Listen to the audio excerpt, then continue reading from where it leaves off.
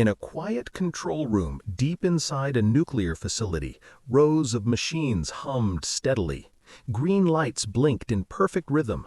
Everything looked normal. Everything was supposed to be normal.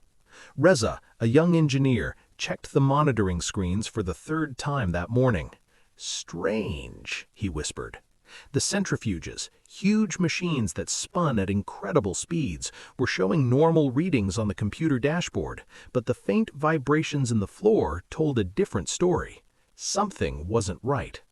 Months earlier, in another part of the world, a group of cybersecurity experts had worked late into the night. Their screens glowed in the dark as lines of code appeared. They weren't building a normal program. They were creating something invisible. A piece of software designed to sneak into a very specific type of industrial system. It would travel quietly from computer to computer until it found its target. The name of the operation was never spoken loudly, but the code would later become known as Stuxnet. The facility was heavily protected. No internet connection reached the critical systems, but even the strongest walls can have tiny cracks. One day, an employee unknowingly plugged in a USB drive. Within seconds, hidden code slipped into the network like a shadow moving through a hallway.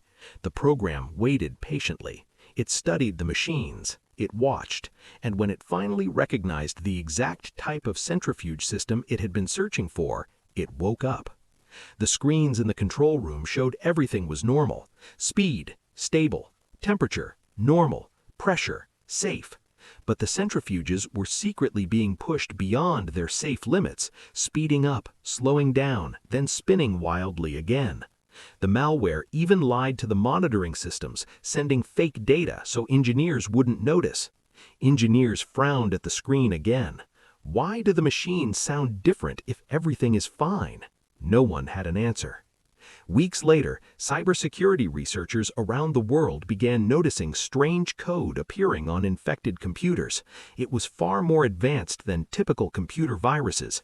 It could hide itself, it could spread quietly, and it was designed to target a very specific industrial machine. Experts were stunned. "This isn't ordinary malware," one researcher said. "This was built for a mission." Slowly, they uncovered its name, Stuxnet. By the time the world understood what had happened, the story had already changed history. For the first time, software had caused real-world damage to physical machines. Countries began to realize something unsettling.